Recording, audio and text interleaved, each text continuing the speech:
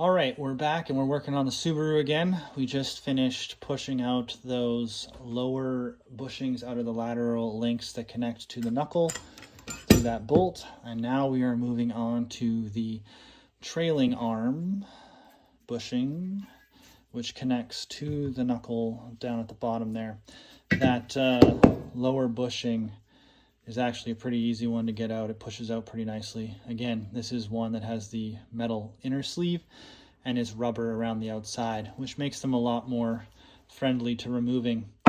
But now we're moving on to the challenging ones, the ones that people really have an issue with. And it's all different manufacturers that make these, and they are a steel outer shell, a rubber insert, and then they have the sleeve in the center for the bolt. Now we're working on, again, 2004 WRX. This is the rear trailing arm, and we are going to push that bushing out of this arm to replace it with a poly bushing. I've already done one of them. I'm going to show you how I did it. These are the bushings that people question their existence. They get started thinking, oh man, I'm going to put some sweet poly bushings in my car, and they get started and then they realize that they made a huge mistake because it's taking way too long and they don't have the tools or the resources to actually get these out. So let's save you some trouble and tell you what you're going to need to do this fairly easily.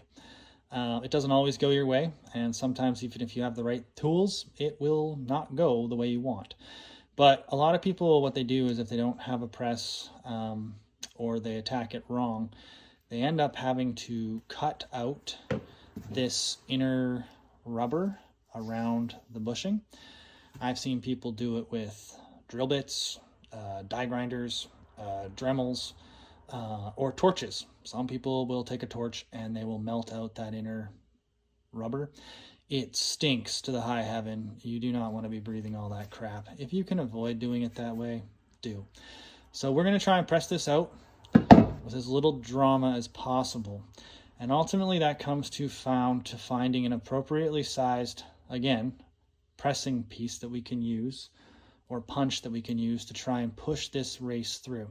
Now there is a trick that I use, and you can probably already see what I've done on this side of it, in order to make this go a little easier. Because these things get seized in there. They do not want to move. Again, they become one with the arm. So how are we going to get it out? Well, we're going to press it out.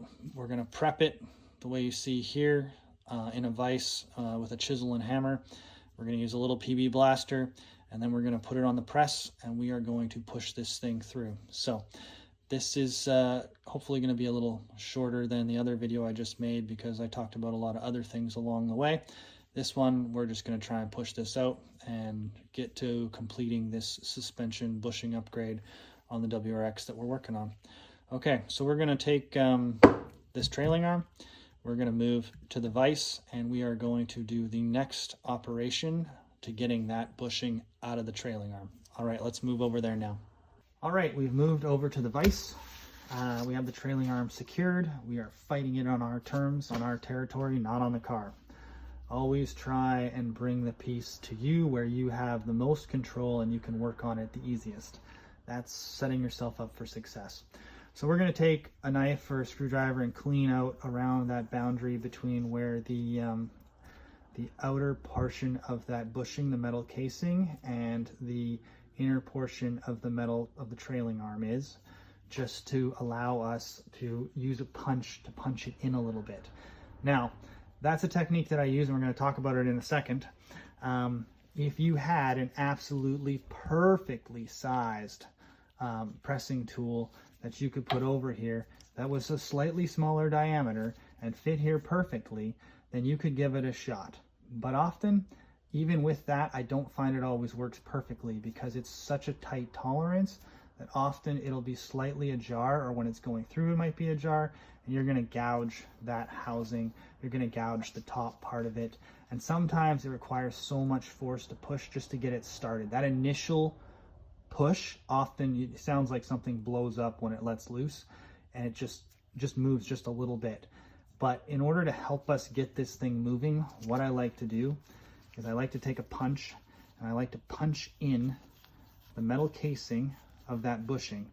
Now, for two reasons. One, we can then select a socket or a tube that is a little bit smaller than that, so that we can actually push it through with being fairly confident we're not going to damage that housing. And the other purpose is that after I push this in, it opens it up enough that you can put in some PB Blaster. And if you just tap it around a little bit, give it even a few minutes, it works its way through here so quickly that often it will break that bond, that surface friction between the trailing arm and the bushing. And that little extra lubrication, breaking that surface bond, will help you push it through with a lot less force. That initial push to get it moving, I mean, sometimes if you're doing it without doing this, I've had the press up over 20 tons before it pops through. Whereas most of the time, if I do this, put a little PB Blaster on there, they generally start to move around 10 tons. And they push through a lot easier. You're not dealing with as much force. You don't have as much to go wrong. So that's what we're gonna do. So we're gonna grab the chisel and we're gonna start working our way around that bushing, and that is what we are gonna do next. So let's get the chisel out and let's get started with that now.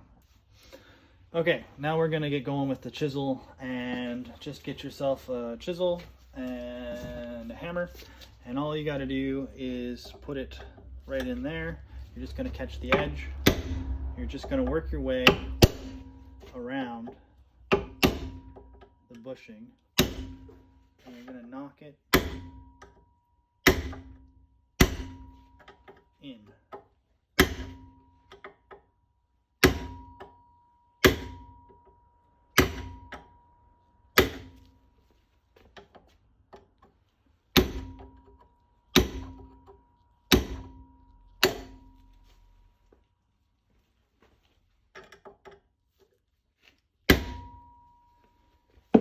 If you have to reposition your workpiece, you can do that. We're going to flip it over and we're going to do the other side.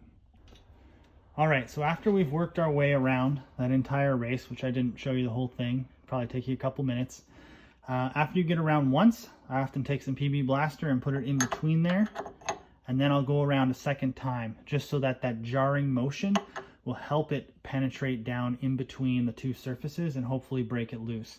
But this is basically what we're looking for. We're just rolling that edge away from the outer housing inwards, so that we can then take our socket or our tube or whatever we have, put it on there.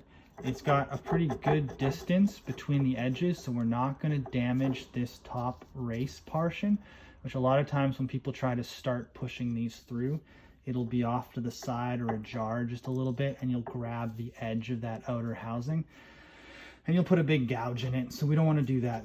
So we've punched it all around, pushed it in, put PB Blaster on it. We've left it for a couple minutes. You honestly don't have to leave it for long. The motion of hammering that chisel around here helps to penetrate it down and in. We've selected a socket, and now we're going to take this over to the press and we are going to press this thing out. So let's go get that done. All right, we're back over at the bottle jack press. We are going to push this bushing out of this trailing arm. And the big emphasis is on the preparation. With the other bushings we did, and with this one, especially with this one, we've selected an appropriate size tube for the other side to support that trailing arm. That is so important. You have to have something that's the right size. And then you want to take your fingers and you want to run them around as if you were using a dial indicator. Like, you want to make sure it is perfectly centered so that you're getting good support around the entire circumference of that trailing arm. Then we've put our socket in over top of that bushing that we've already prepped to try and give us some more surface area and help it get moving with some penetrating lubricant. And now we've got it all, the stack lined up, our direction of travel, we've got it all nicely secured, and we're going to start pushing on this thing. Now often these bushings, they break loose with some force, so you definitely know when they're moving, and they take a lot more force to push through than anything with a rubber bushing. So wear your safety glasses. Like I said, step to the side of the press when you start pressing. Keep yourself out of this area. You do not want to get hurt or hit by anything. Don't keep your face in here. Stand to the side, press down. If anything starts to misalign or something doesn't seem right, or you reach a point where you just cannot push any further with this jack, stop. Have a look, see if something's been misaligned, see if something's going wrong, or potentially you don't have a big enough press. But normally this will get this done. So let's give it a try. Let's start pushing on this thing and see how it goes.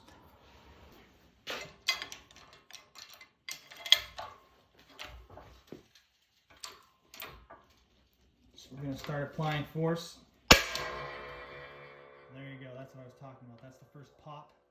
So we know it's moving. That's a good sign. Yeah, there's another one. These things do not like to come out.